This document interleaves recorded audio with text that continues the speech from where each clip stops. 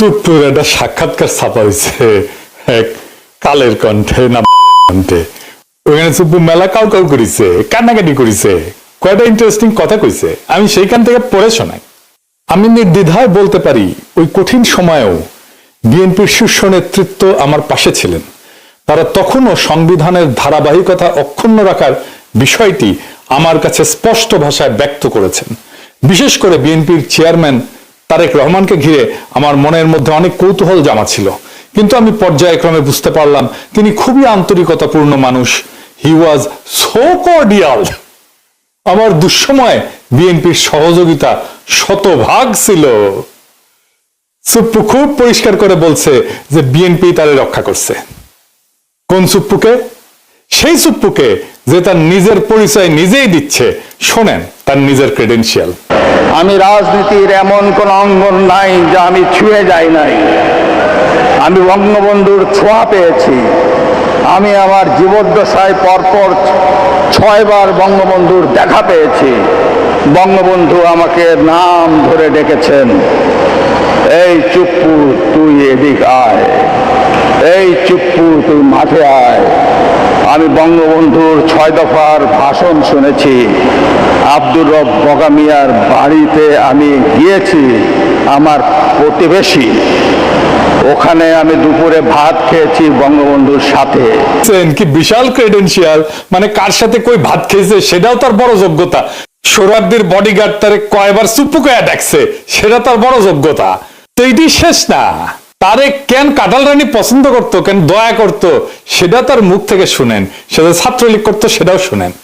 আমি যখন বঙ্গবন্ধুকে উপস্থাপন করেছি, স্বাধীনতার যুদ্ধকে উপস্থাপন করেছি আমার বক্তৃতায় জজদের সম্মুখে, তখন উনি আমাকে জিজ্ঞেস করেছিলেন তুমি কি রাজনীতি আপনি কি রাজনীতি করতেন? আমি জি মাননীয় প্রধানমন্ত্রী, আমি ছাত্রলীগ করতাম।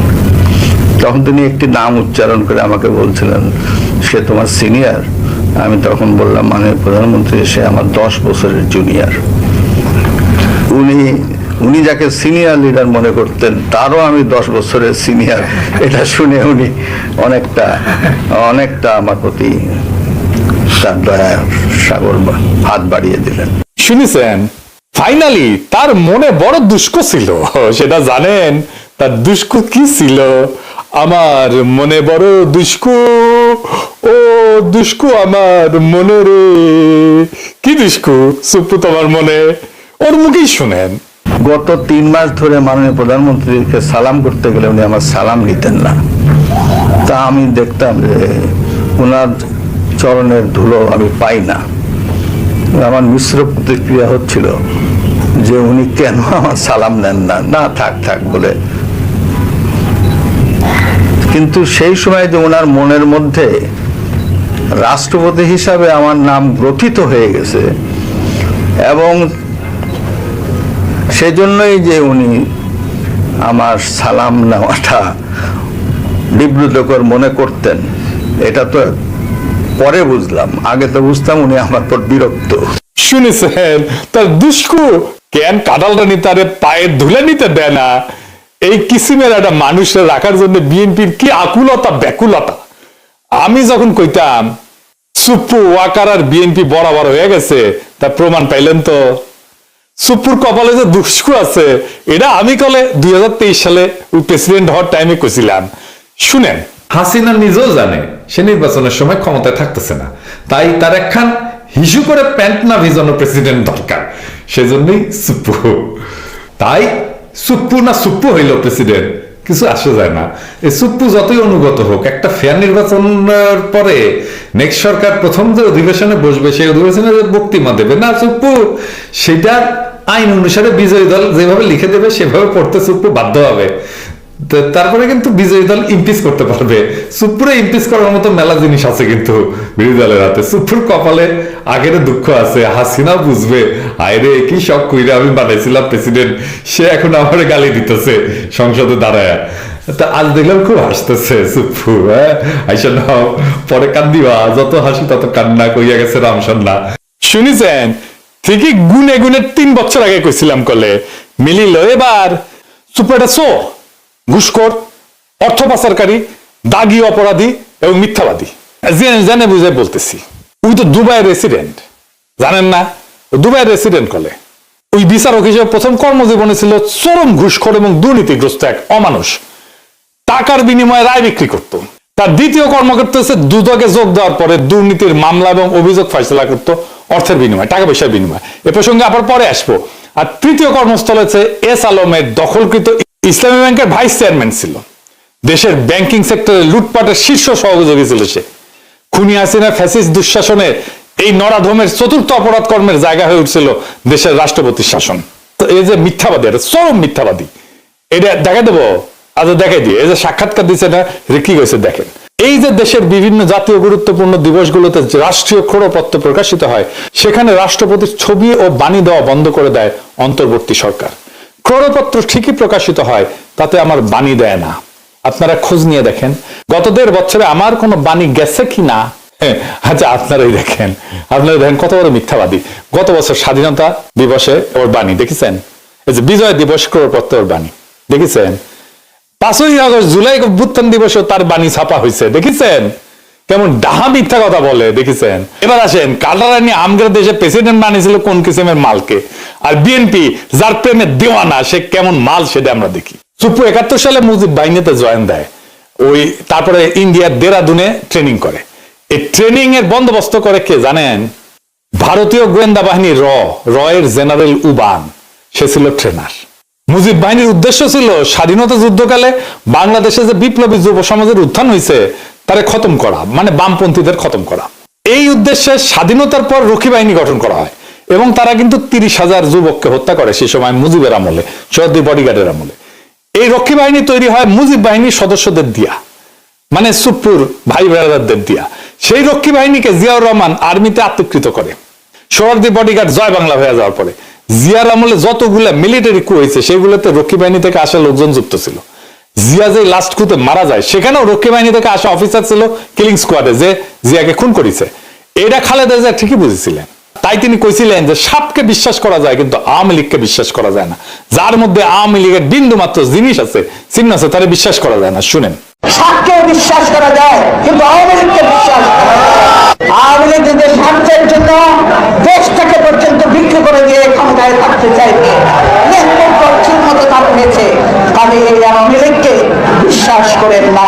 শুনেছেন? আর এখন সেই জিয়া এবং খালেদা জিয়ার পুত্র তারেক রহমানের আওয়ামী লীগ ছাড়া চলেই না। হ্যাঁ, যাই হোক, সুপ্পুতে ফিরে আসি। 72 সালে সুপ্পু পাবনার এডওয়ার্ড কলেজ থেকে বিএসসি পাশ করে। ওই পরীক্ষাটা ছিল নকলের জন্য বিখ্যাত, একেবারে আপনারা সবাই জানেন, মুরব্বীদের জিজ্ঞেস করেন, সব কটা নকল করে পাশ করেছে। 75 সালে সে পাবনার আমিনউদ্দিন আইন কলেজ থেকে এলএলবি ডিগ্রি পায়, মাশাআল্লাহ। 82 সালে সে বিসিএস বিচার ক্যাডারে যোগ দেয়, একটা স্পেশাল ক্যাডার সার্ভিসে ছিল। পরবর্তীতে জেলা জজ হিসেবে দায়িত্ব পালন করে। এই হইল দিয়া তার বিদ্যা অভিজ্ঞতার দৌড়। আগে যারা বিচার বিভাগ থেকে রাষ্ট্রপতি হয়েছিলেন তাদের শিক্ষা জীবনের সঙ্গে নকল বা সুপুর তুলনা করলে লজ্জায় মাটিতে মিশা যাওয়া ছাড়া আর কোনো উপায় থাকে না।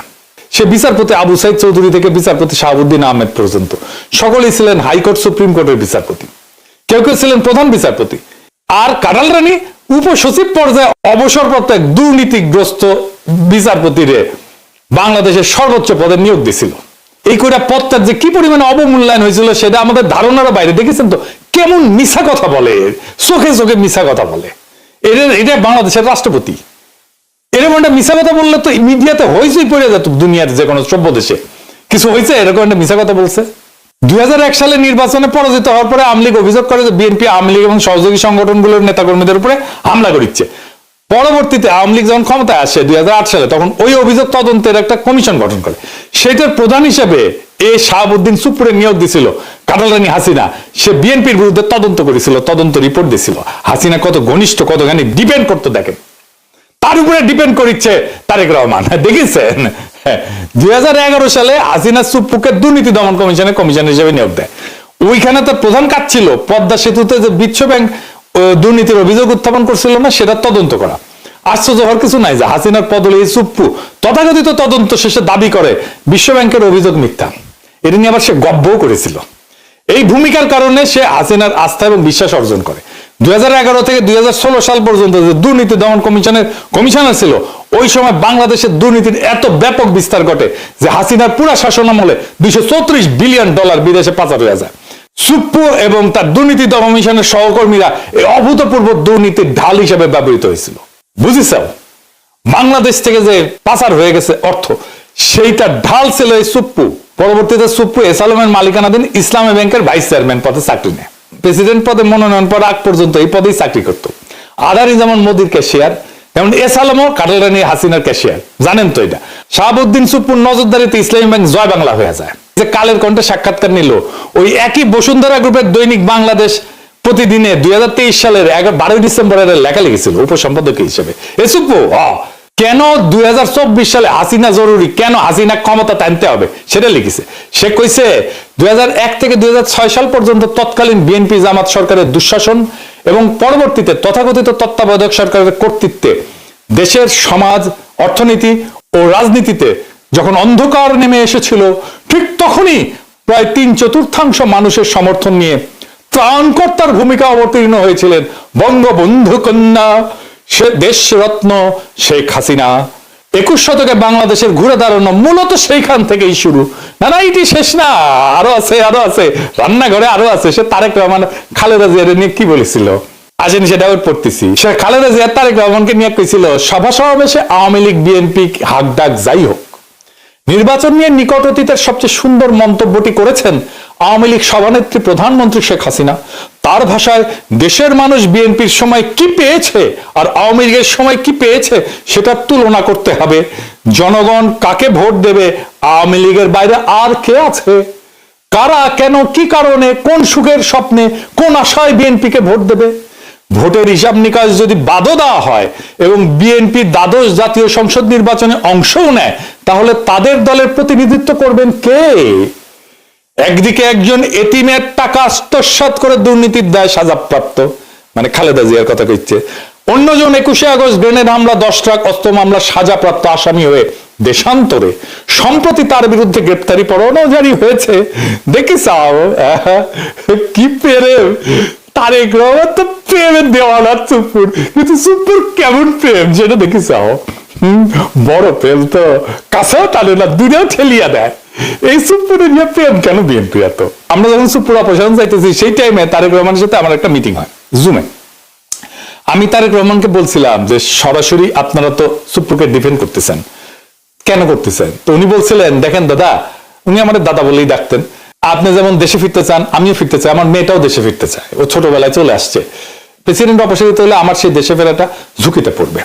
আমি অন রেকর্ড বলতেছি, এই কথাই উনি আমাকে বলছিলেন। আমি বললাম যে আমি তো বুঝলাম না, আমি ওনারে ভাইয়া বলি, আমি তো বুঝলাম না, মানে আপনার কেন দেশে আছে ঝুঁকিতে পড়বে?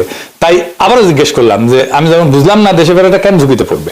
উনি বললেন যে বিস্তারিত বলবো না দাদা, কিন্তু আমি কনভিন্স যে এটাতে সমস্যা হবে। তো সমস্যাটা কি? সমস্যা হচ্ছে যে দেশ বদলায় যাইতেছিল, দেশটাকে আগের অবস্থা ফিরিয়ে নিতে হবে। সেই আগের বন্দোবস্তে দেশ সেই আগের বন্দোবস্তে ফিরে যাইতেছে। আওয়ামী লীগের অফিস খুলতেছে, ইনকিলাব আজাদি, এই সমস্ত শব্দ নিয়ে বিএনপির নেতা মধ্যে চুলকানি শুরু হয়েছে।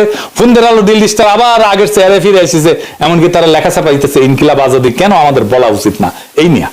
যে ইনকিলাব জিন্দাবাদ